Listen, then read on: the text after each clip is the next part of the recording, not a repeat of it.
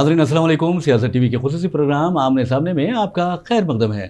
नाज़रीन आपका मेज़बान मोहम्मद रियाज़ अहमद, और आप अच्छी तरह जानते हैं कि किस तरह हम अहम शख्सियतों को मदऊ करते हैं इस प्रोग्राम में। हमारे इस प्रोग्राम का हिस्सा जहाँ शायर होते हैं, अदीब होते हैं, मुसन्निफ़ होते हैं, वहीं पर आप देखेंगे कि खिलाड़ी भी हमारे प्रोग्राम का हिस्सा बनते हैं। उलमा व शायखीन को भी हम मदऊ करते हैं, और ख़ास तौर पर ऐसी शख्सियतों को मदऊ करते हैं जिनके समाज पर गैर मामूली असरात होते हैं और वो ख़ुद गैर मामूली होते हैं, यानी एक्स्ट्रा ऑर्डिनरी होते हैं। बहरहाल नाज़रीन, आज हमने जिस मेहमान को मदऊ किया है, आप यकीनन उनसे बात करते हुए और उनकी बातें सुनते हुए और उनके जो इंकशाफात है वो सुनते हुए बहुत खुश हो जाएंगे।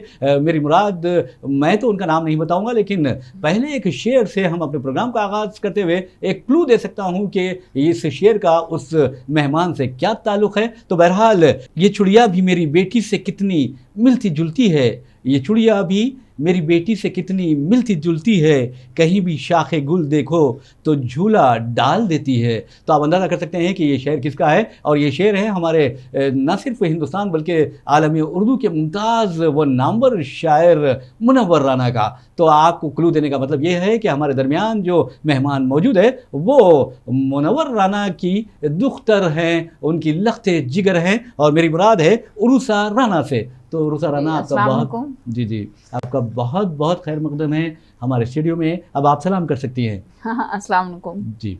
तो बहुत बहुत खैर मकदम है, फिर एक मरतबा हम आपका खैर मकदम करते हैं। और जब भी मुनव्वर राना साहब की बात आती है तो आप चाहे दुनिया के किसी भी हिस्से में रहे, वहाँ पर ये कहा जाता है कि माँ के बारे में वो जिस अंदाज़ में अशार कहते हैं, कलाम जो उनका होता है, बहुत ही दिल को, यानी दिलों को छू लेने वाला होता है। तो बहरहाल बहुत बहुत फिर एक मरतबा आपका खैर मकदम है। और आपको नाज़रीन ये भी बता दूं कि यहाँ पर जो असम्बली इंतखाबात हो रहे हैं और कांग्रेस की लहर चल रही है रियासत तेलंगाना में, तो ऐसे में उरूसा राना को भी कांग्रेस हाईकमान ने यहाँ पर भेजा है बहैसियत मुबस्सिर के, और वो ख़ुद कांग्रेस की लीडर हैं। और कांग्रेस में जो ख़वातीन का विंग होता है, उत्तर प्रदेश ख़वातीन का यानी सेल है, उसमें नायब सदर भी है। और आपको ये भी बता दूं कि यानी उत्तर प्रदेश असम्बली इंतखाबात में उन्होंने मुकाबला भी किया है। और इनकी ख़ास बात ये है कि CAA के ख़िलाफ़ जो एहतजाज हुआ था, NRC के ख़िलाफ़ जो एहतजाजी मुजाहरे हुए थे,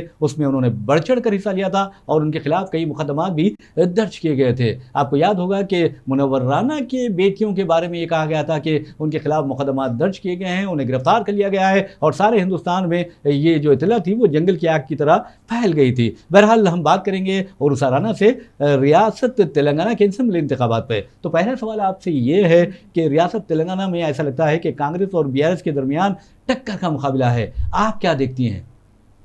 देखिए, BRS तो कहीं स्टैंड नहीं कर रही है, क्योंकि कांग्रेस और AIM की ही मेन फाइट है वैसी में, यहाँ पुराने शहर में। हाँ, पुराने शहर में। और जो दिख रहा है तो कांग्रेस की लहर आप देख सकते हैं, पूरे हिंदुस्तान में कांग्रेस की लहर चल रही है। जब से राहुल गांधी जी ने जो यात्रा की है, भारत जोड़ो यात्रा से, कांग्रेस का जो एक कद है वो बहुत बड़ा हो चुका है। और इंशाल्लाह जहाँ तक हम देख रहे हैं, कांग्रेस जीत हासिल करने जा रही है। जी। तो आप जिस अंदाज में यहाँ पर आई हैं, तो आपको क्या लगता है कि यहाँ के जो हैदराबादी तहजीब है, हैदराबादी तमद्दुन है, यहाँ की जो सकाफत है, वो कैसी लगी आपको? आप बोलिए, सच बोलें कि झूठ बोलें? मैं तो समझता हूँ कि आपसे सच्चाई की उम्मीद हम रखेंगे। जी। देखिए, मैंने सुना बहुत कुछ था, लेकिन मैं सच बताऊँ, मुझे कुछ हर जगह, देखिए हर जगह हर तरह के लोग होते हैं, ये मैं नहीं कह सकती, लेकिन हाँ, कुछ अच्छे लोग भी हैं मिले, कुछ रूड भी लोग मिले, हर तरह के लोग मिले। लेकिन हाँ, हैदराबाद एक खूबसूरत शहर है, खाना बहुत अच्छा है मैं कहूँगी, और लेकिन मेहमान नवाजी अगर बोलिएगा तो वो मेरे यूपी की, मेरे लखनऊ की ज़्यादा अच्छी है मैं कहूँगी। जी।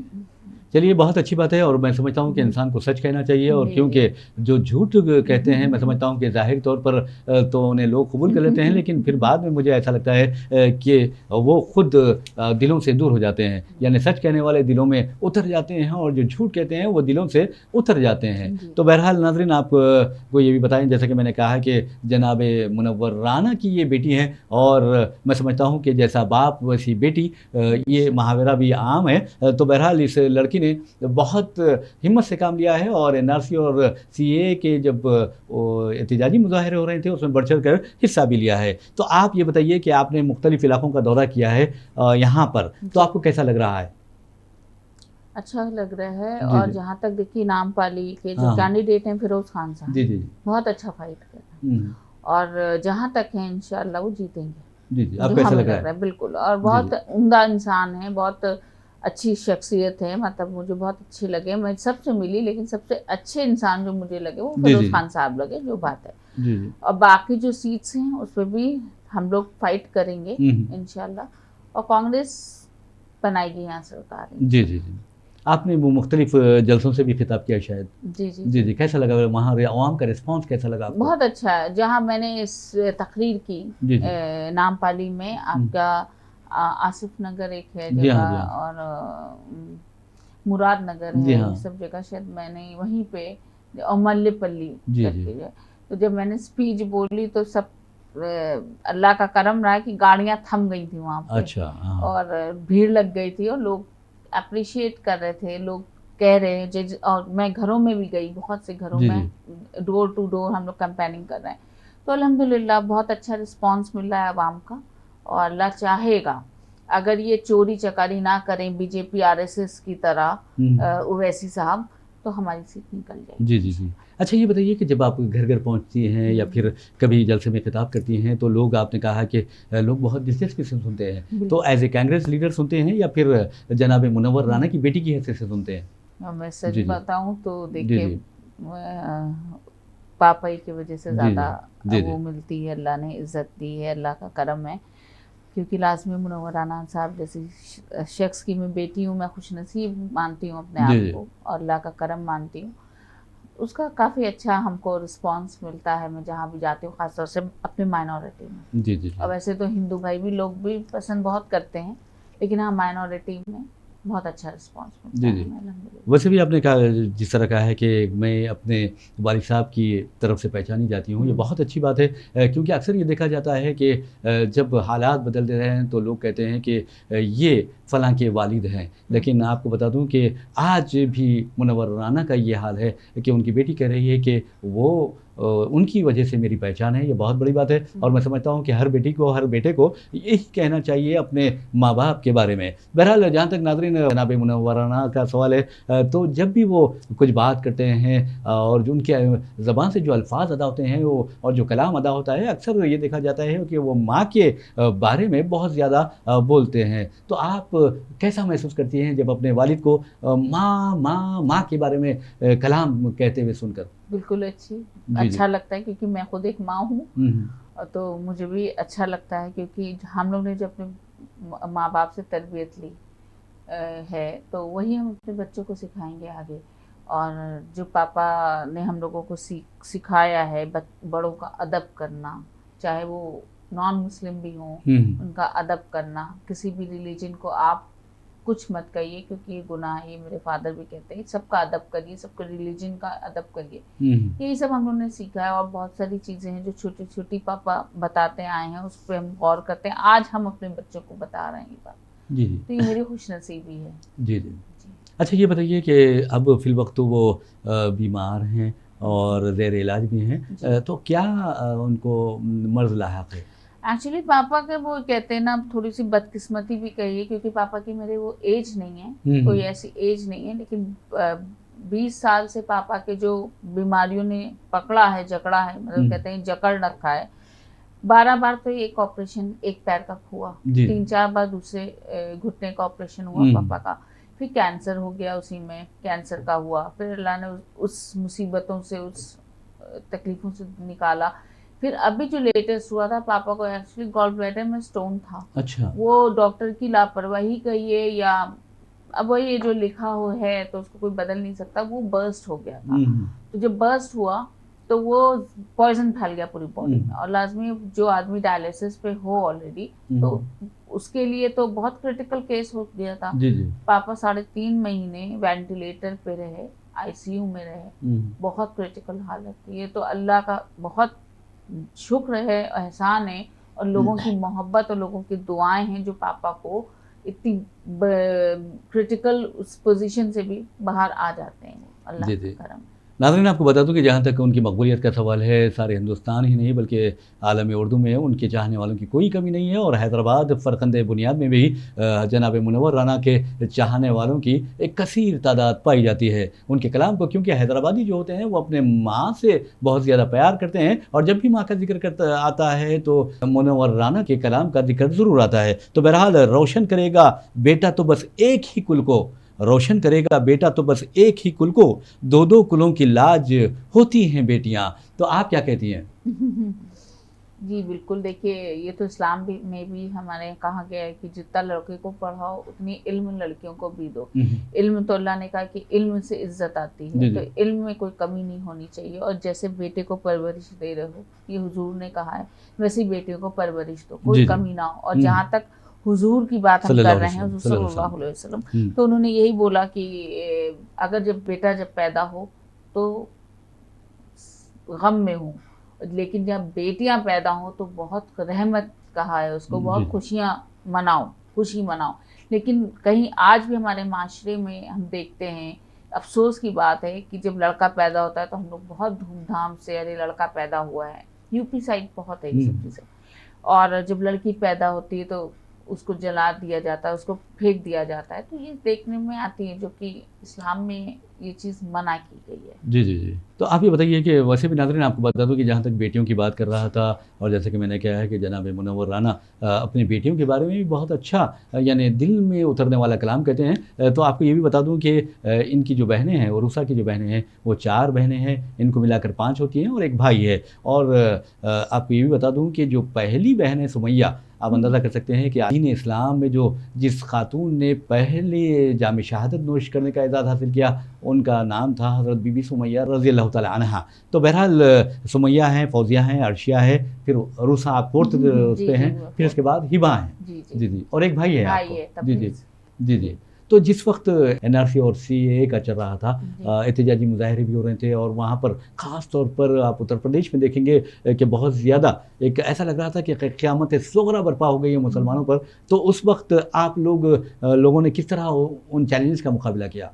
देखिए, चैलेंज का क्या है, जब कहते हैं ना, मैदान हश्र, आदमी ने यही सोचा कि जब सहाबियों के टाइम में भी लड़ाइयाँ होती थी, जंग में औरतें निकलती थी, तो बस वही मंजर लग रहा था हमें तो, कि बस हम लोग भी जंग पे हैं, और इंशाअल्लाह अगर शहीद भी होते हैं तो अल्लाह के उस पे होंगे। तो अफसोस भी नहीं था। और पापा ने कहा ही था, बेटा, पापा ने एक शेर बोला था, कि शेर ये था कि मरना ही मुकद्दर है तो लड़के मरेंगे, मरना ही मुकद्दर है तो लड़के मरेंगे, खामोशी से मर जाना मुनासिब नहीं होगा। बहुत खूब। जी, तो हम लोग ने भी यही सोच लिया था कि अब जो भी होगा देखा जाएगा, अल्लाह मालिक है। तो लड़ाई हम लोग ने लड़ी, और अल्हम्दुलिल्लाह हम लोग एक तरह से फतेह ही अल्लाह ने दी कि आज देखिए कोरोना फैला, ये फैला, सब घर में बैठ गए। कहाँ घर से निकाला जा रहा था लोगों को, घर से बेघर करने की कोशिश करी जा रही थी, पूरी हुकूमत लग गई थी। हाँ, और अल्लाह ने ऐसा वबा फैलाई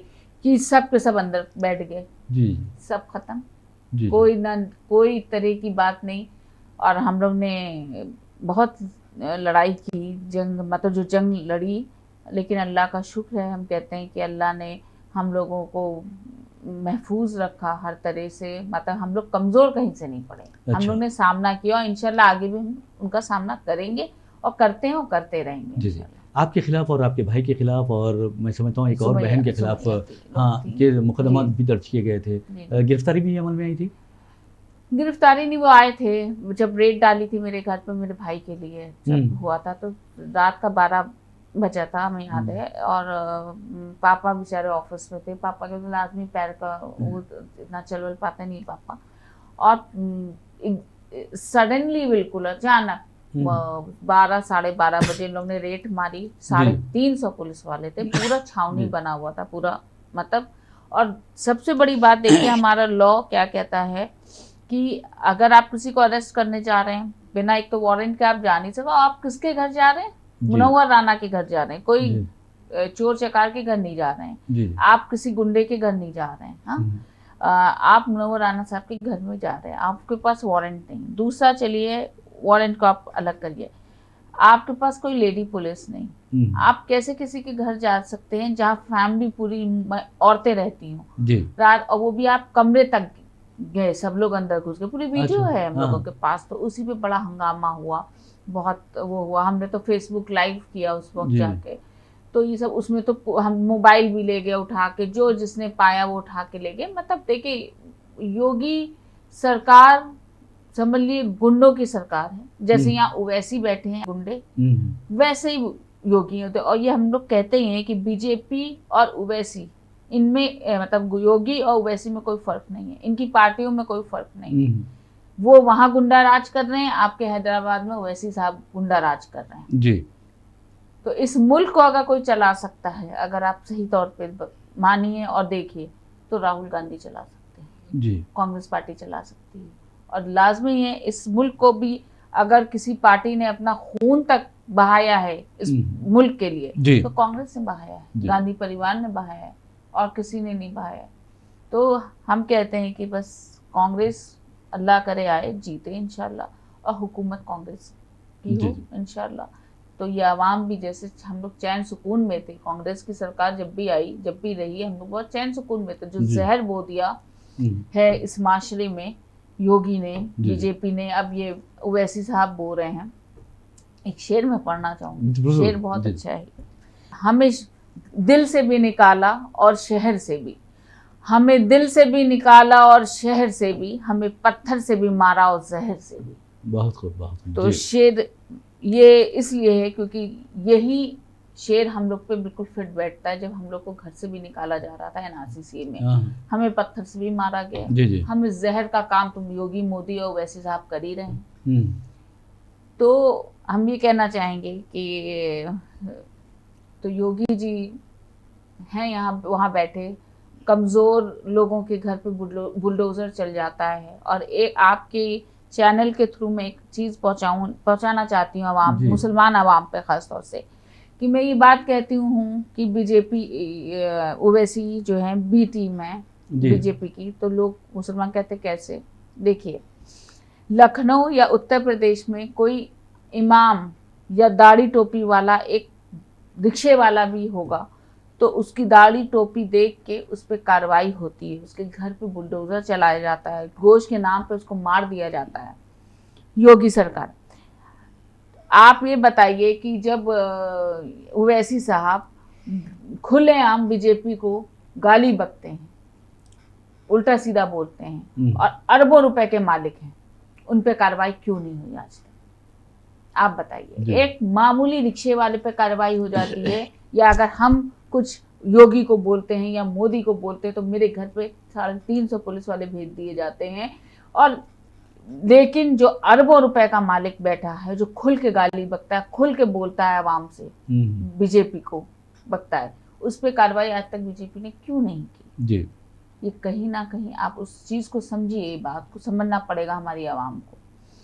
तो धोखे में ना आए ये आवाम, समझे इस बात को। टोपी लगाए शैतान भी हो सकते हैं। देखिए, ये हुजूर सल्लल्लाहु अलैहि वसल्लम ने कहा है कि किसी की नमाज पे, किसी की रोजे पे, किसी की तहज्जुद पे ना समझो कि ये हजरत फातिमा है या क्या नाम था उनका, आयशा नहीं, वो जो जिनके लिए मक्का आ गया था, राबिया बसरी है। अच्छा जी। तो उन्होंने कहा था राबिया बसरी है, ये मत सोचो, क्योंकि मामलात किसके अच्छे हैं, मेन चीज ये है। इस्लाम भी यही कहता है कि मामलात मेन होने अच्छे होने चाहिए। तो ये भी धोखा दे रहे हैं मुसलमानों को लड़वा रहे हैं। तो ये हमारे हमदर्द हो ही नहीं सकते ना। ये बात हमारी आवाम को समझना होगा। हमें कांग्रेस चुनना होगा। हमारे पास कांग्रेस से अच्छी कोई पार्टी नहीं है और कोई ऑप्शन नहीं है। हमें कांग्रेस चुनना होगा। और राहुल जी सेकुलर आदमी हैं, हम सबके साथ हैं मैं कहूँगी, और अच्छे इंसान हैं, और गांधी परिवार ने हमेशा सबका भला चाहा।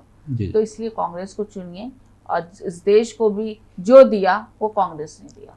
बहरहाल नाज़रीन, आपको बता दूं कि जहाँ तक उर्वू सराना का सवाल है, वो असम्बली इंतखाबात में मुकाबला भी कर चुकी हैं। पूर्वा यानी उन्नाव का एक हल्का असम्बली है जहाँ से उन्होंने मुकाबला किया, लेकिन बदकिस्मती से शिकस्त भी हुई। लेकिन उन्होंने हिम्मत नहीं हारी है और कांग्रेस के लिए वो काम कर रही हैं। और जैसा कि उन्होंने कहा है कि आज हिंदुस्तान को अगर कोई चला सकता है तो वो कांग्रेस है, और राहुल गांधी की क़यादत में हिंदुस्तान बहुत आगे बढ़ सकता है और अमन व अमान इस मुल्क में कायम हो सकता है। तो बहरहाल उन्होंने जहर की बात की है, सिया पॉलिटिक्स की बात भी की है, और जिस तरह लाशों पर कुर्सियाँ रखी जा रही हैं उसकी बात की है। बहरहाल जैसा कि मुनव्वर राना साहब का ये शेर है, बहुत सी कुर्सियाँ इस मुल्क में लाशों पर रखी हैं, ये वो सच है जिसे झूठे से झूठा भी बोल सकता है। तो आप क्या कहेंगी, आप क्या बोलेंगी? मौजूदा जो सूरत है, हर तरफ जहर है, हर तरफ नफरत है, और ऐसा राहुल गांधी ने कहा है कि मोहब्बत की दुकान खोलेंगे वो नफरत के बाजार में। तो आप क्या समझते हैं कि यार नफरत का बाजार खत्म हो जाएगा 2024 के बाद? जी, अगर देखिए कांग्रेस पार्टी आती है, सरकार बनाती है, तो बिल्कुल ख़त्म हो जाएगा इंशाल्लाह। और जहाँ तक आप देख रहे हैं, जब से भारत जोड़ो यात्रा उन्होंने चली, हमारे राहुल जी ने चले उस पर, और उन्होंने जो नफ़रत की कहा कि नफ़रत की दुकान बंद करो, मोहब्बत की बात करो, मोहब्बत की दुकान खोलो, तो वाकई लोगों ने इस चीज़ को समझा और लोगों ने भी इस चीज़ में कमी आई है, थोड़ी बहुत हम देख रहे हैं। और इंशाल्लाह अगर हमारी सरकार बनती है तो जहाँ तक इस जहर को मिटाने का काम कांग्रेस ही कर सकती है, और कांग्रेस कर रही हो, करेगी। बहरहाल नाज़रीन, आपको बता दूं कि जहाँ तक हमारे प्रोग्राम का सवाल है, ये इख्तिताम की जानिब बढ़ा है, और आप अच्छी तरह जानते हैं कि हम अपने प्रोग्राम आमने सामने में जो जिस मेहमान को मदऊ करते हैं, अपने प्रोग्राम के आखिरी हिस्से में उस मेहमान का एक मैसेज देते हैं। कोई मैसेज मामूली नहीं होता बल्कि बहुत अहम मैसेज होता है। तो मैं चाहूँगा, क्योंकि रियासत में असम्बली इंतखाबात का सिलसिला जारी है और 30 नवंबर को रायदही होने वाली है, और अक्सर ये देखा जाता है कि जो हमारे राय दहिंदे हैं वो घरों में ख्वाब गफलत में पड़े रहते हैं। लेकिन याद रखिए, अगर आप वोट नहीं डालेंगे तो फिर आपकी पसंद का जो उम्मीदवार मुंतखब होना चाहिए था वो नहीं हो सकता। अगर आप अपने वोट का इस्तेमाल करेंगे तो यकीन मानिए कि आप अपनी पसंद के उम्मीदवार को असम्बली या दूसरे ऐवानों तक पहुंचा सकते हैं। तो बहरहाल हम दरख्वास्त करते हैं उरुसा राना से कि वो हमारे जो व्यूअर्स हैं, हमारे सियासत अखबार के जो रीडर्स हैं या क़ारीन हैं, उन तक अपना मैसेज पहुँचाए। जी, मेरा मैसेज यही है अपनी आवाम के लिए, सबके लिए, कि पहली बात तो हम सब एक हैं और हमें फ़िरक़ों में नहीं बँटना चाहिए, क्योंकि अल्लाह ने हम सबको पैदा किया है और मर के भी हम लोगों को अल्लाह ही की तरफ जाना है। हम एक दूसरे से मोहब्बत करना हुज़ूर सल्लल्लाहु अलैहि वसल्लम की सुन्नत है। उन्होंने सबसे पहले हमें मोहब्बत करना सिखाया है। अगर हम मोहब्बत नहीं कर रहे हैं तो मतलब हम उनकी सुन्नत पे नहीं चल रहे हैं। और हम भी चाहते हैं कि हैदराबाद क्या, ये पूरा मुल्क एक वो मुल्क हो जाए जैसे महात्मा गांधी जी के टाइम, इंदिरा गांधी जी के टाइम पे था, सोने की चिड़िया कहलाता था हमारा मुल्क, है ना। तो वो मुल्क हम देखना चाहते हैं सब में को। और अपने जो भी मेरे जो फ्यूचर्स हैं बच्चों के, उनको अच्छी तालीम याफ्ता देखना चाहते हैं, उनका मुस्तकबिल बहुत खूबसूरत देखना चाहते हैं। और अभी जैसे कि 30 नवंबर को इलेक्शन है, आप वोट्स डालने हैं, तो आप लोग वोट डालने ज़रूर जाइएगा इंशाल्लाह, क्योंकि एक एक वोट बहुत मायने रखता है। आप सब जाइएगा, और जहाँ तक हो भाई, वो तो खैर आपकी मर्ज़ी, आप जिसको भी दें, लेकिन मैं क्योंकि कांग्रेस पार्टी से हूँ, अब वैसे भी मैं कहना ये चाह रही हूँ कि आप लोग कांग्रेस को वोट करिए, क्योंकि ये अल्लाह ने मौका दिया है, अल्लाह बार बार मौके नहीं देता। जब अल्लाह ने आपको मौका दिया है तो एक बार कांग्रेस को चुनिए, इंशाल्लाह शिकायत का मौका नहीं मिलेगा, अल्लाह ने चाहा। क्योंकि जो भी कांग्रेस वादे करती है उसे निभाती है। उसकी मिसाल आप कर्नाटका में देख सकते हैं, राजस्थान में देख सकते हैं, जहाँ जहाँ हमारी सरकार जो जो हमने वादे किए उसे पूरा किया। तो इंशाल्लाह यहाँ भी अगर हमारी सरकार आती है तो हम पूरे वादे करेंगे। ये मेरी गुजारिश भी है आपसे, और प्लीज़ कांग्रेस को वोट करिए इंशाल्लाह। अस्सलाम वालेकुम। बहरहाल नाज़रीन, इसी के साथ हम अपना प्रोग्राम आमने सामने इख्तिताम को पहुंचाते हैं। मुझे मोहम्मद रियाज अहमद को इजाज़त दीजिए। इंशाल्लाह फिर बात होगी, फिर मुलाकात होगी, इंशाल्लाह फिर मुलाकात होगी, फिर बात होगी। इसी के साथ ही हम अपना प्रोग्राम इसी के साथ हम अपना प्रोग्राम आमने सामने इख्तिताम को पहुंचाते हैं।